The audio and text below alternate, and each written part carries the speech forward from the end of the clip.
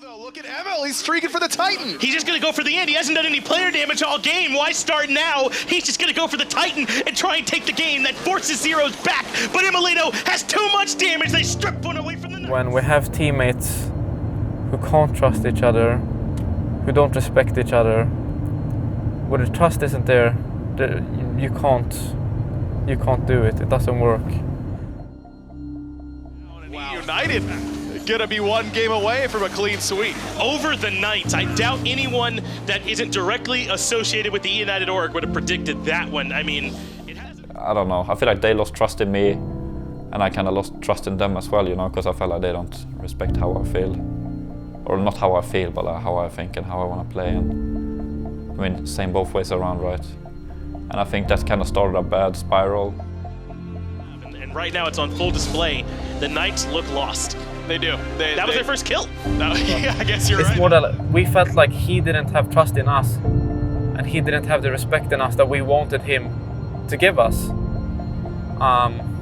So even if we felt like we could respect him, we felt like we sort of had to play the way he wanted us to play for us to be able to succeed, but that's not really what's needed. With a Millsy down 2, that's a deicide, that's the game, and that's the set for United. Frenzy Pop 2, let's get him out of here.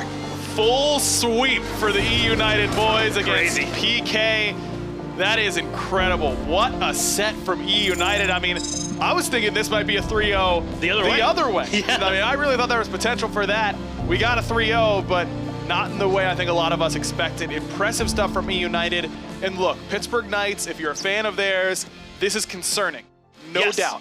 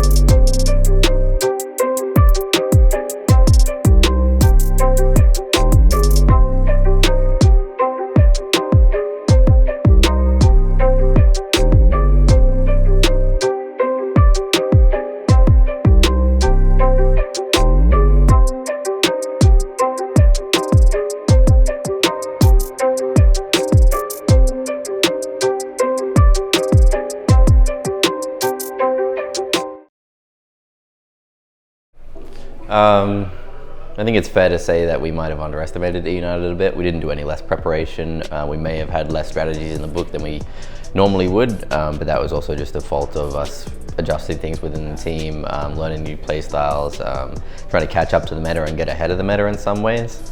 And United seemed to have our number in that department, whereas they just rolled over us in what were our better strategies, which has happened before in our previous losses, like against Renegades in the MSI. So it was a similar feeling to that in game 1, where we kind of throw something we've been doing best for a couple of weeks out, and then it gets thrown back at us, and we get stomped, and we kind of have to go to our tier 2 for games 2 and 3.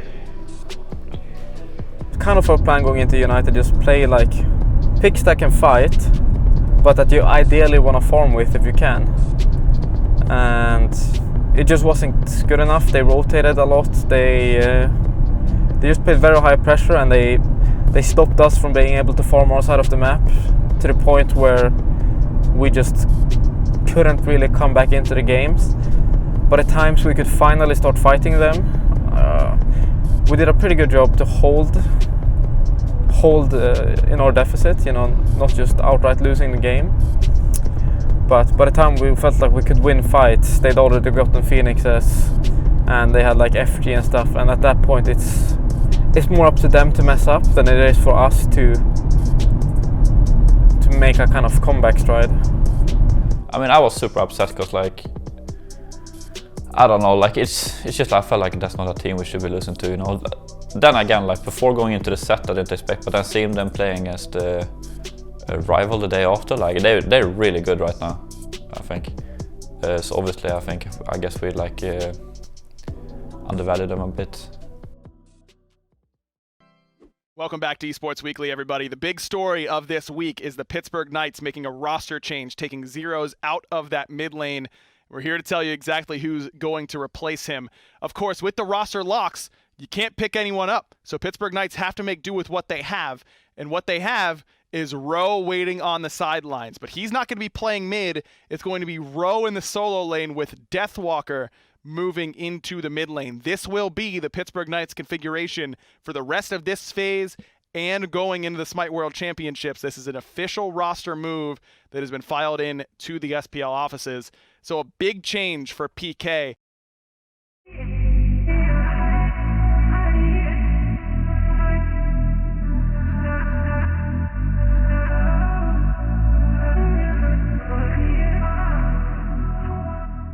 Pretty much like after every SPL game, we have a meeting together as a team. This time it's our first 0-3 loss, so the meeting has a bit of a different vibe. First of all, we went home and watched the SSG games first because we played them the next day.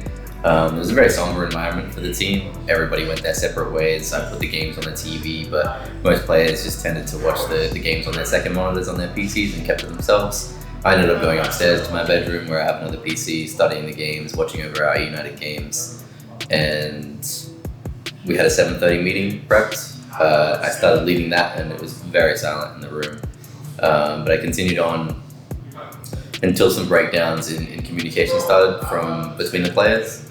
Without going into too much detail, there was a lot of disagreement and heated disagreement especially, so it was not a productive environment. It's unfortunate, but this has happened before.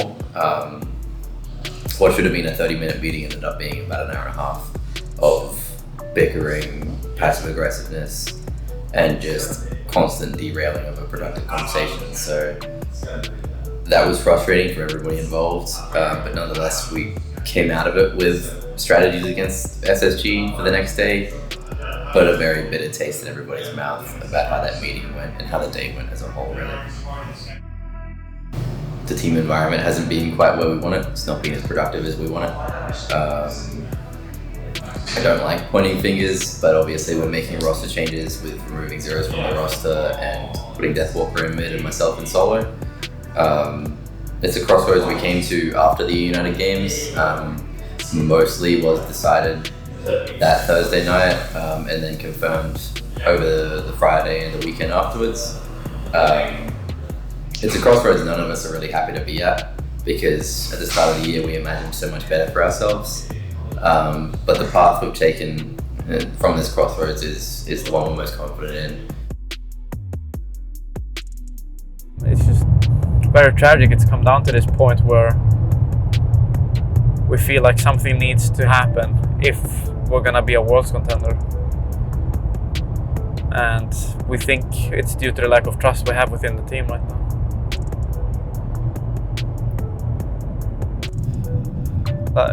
The reason we came to this conclusion was it was a last resort thing. Up until this point, we'd never even discussed it really. There was at one point where we asked after MSI, should we do a roster change? And no one wanted to. And then it just, unfortunately, it all went downhill from there. Completely honest, if I'm rating our chances of winning Worlds on like a scale to 10, 2 out of 10 right now. We've not played a scrim, we've not done anything. Everything's flipped upside down, we're doing a role swap, we're putting our coach in. It's a Cinderella story if it happens. But we felt like it's still better odds than we had previously, because we weren't functioning as a team. We just weren't a team really.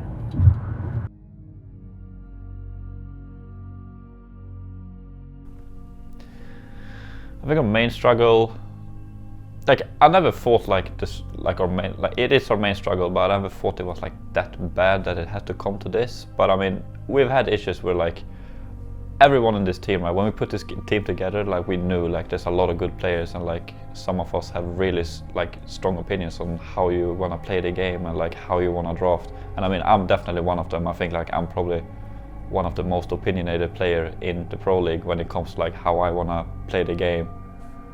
So obviously I think like we never really gone one way only, where one player is, oh, we're gonna play like this now. I mean, obviously some of us have come up with drafts where like, oh, this is a good draft, and then we play it and it works out. But I think a lot of the times we're very like torn between, like say I want to play something and then someone else want to play something, and like our draft just become like half and half, you know, like it doesn't really make sense. It's like we play picks that like we want to play, but like we don't really think about the bigger picture of the draft. So we had the role swap going where I was in duo lane, but like we were getting crushed the first couple of days. So that was kind of rough, but I felt like then we kind of started picking it up a bit. I got way more comfortable in duo lane as well. And like, I felt it was like, give me a few more weeks of this, you know, and I felt like I can dominate in this lane if I just get to know all the good matchups and stuff.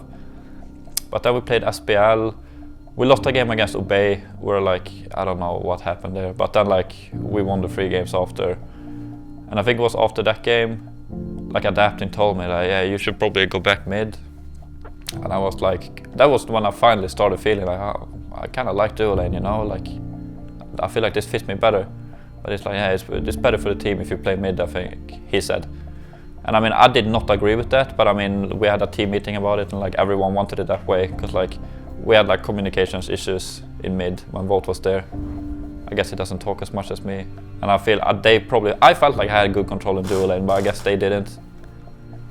So we switched back, and I mean, that's when I kind of started worrying a bit, because like I felt like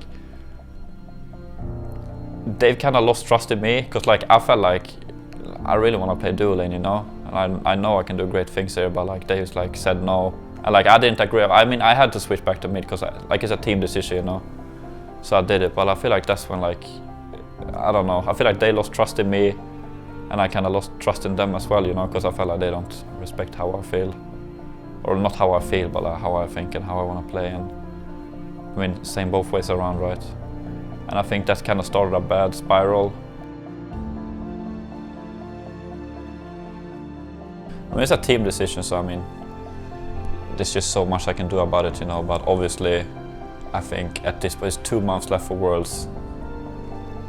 Doing something this drastic, you know, over like, what I think is just like we've had a little bad few weeks, you know, but as I stated, like, I've only been playing back in mid for like 2 weeks, and I'm playing characters that I haven't really been playing before, so I mean, I think like just give it more time, like same as the first split when we had problems, like we just gave it a little bit more time, and then we were fine, you know.